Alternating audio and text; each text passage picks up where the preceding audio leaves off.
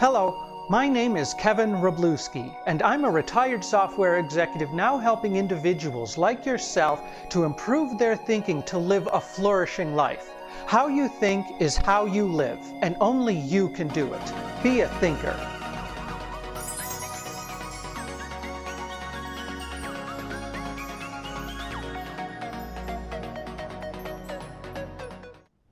In my previous video, What is Context?, I talked about how important context is in your thinking. It acts as the defining parameters of how you should think about your life.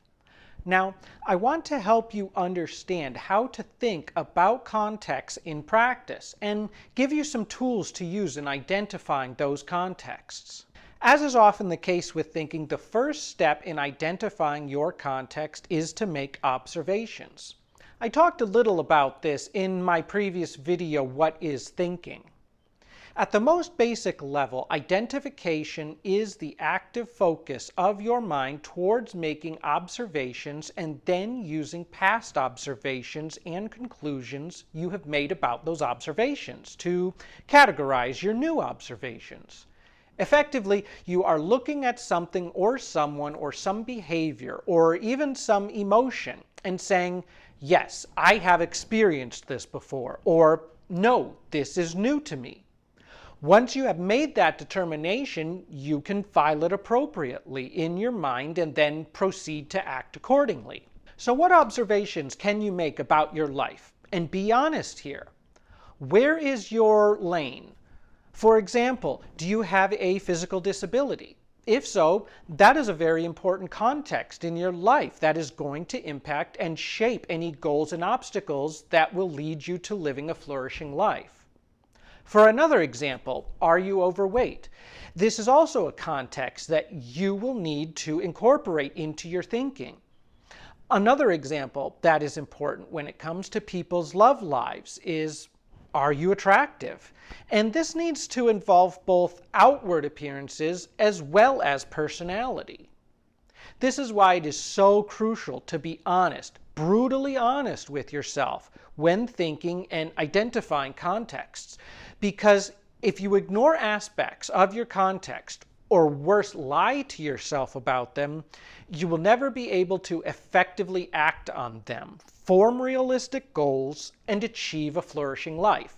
When identifying context, you have to constantly ask yourself if the observation you are making is relevant to your context. This can be the most difficult part because it is not always obvious that something could be related. But that is what comes with experience. And the more you actively practice thinking in your life, the easier it gets to identify those relations.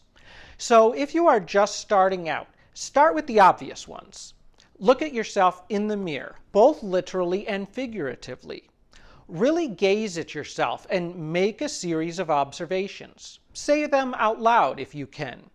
And do it more than once. Do it several times a day over the course of a week, wherever you are. Now, being honest with yourself does not mean being critical or condescending. Conversely, do not be overly or irrationally harsh with yourself either. The easiest way to begin is to make observations that are what I call first level. They are observations that you are directly perceiving with your senses, without evaluation or judgment. For example, what color are your eyes? What color is your hair? Do you even have hair? What is your weight? Have you weighed yourself? And do not just rely on your sense of sight. Use them all. Feel your own skin. Smell your own skin. Even taste your own skin. That may sound weird, but think about it.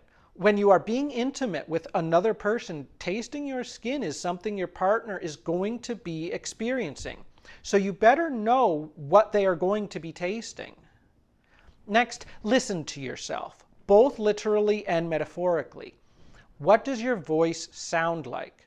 Record your voice on your phone and listen to the sound of your own voice. Remember, this is the sound that other people hear when you talk to them. Next, listen to the actual words that come out of your mouth when you talk. not just to yourself, but when you talk to other people. Finally, listen and observe the content of your own mind.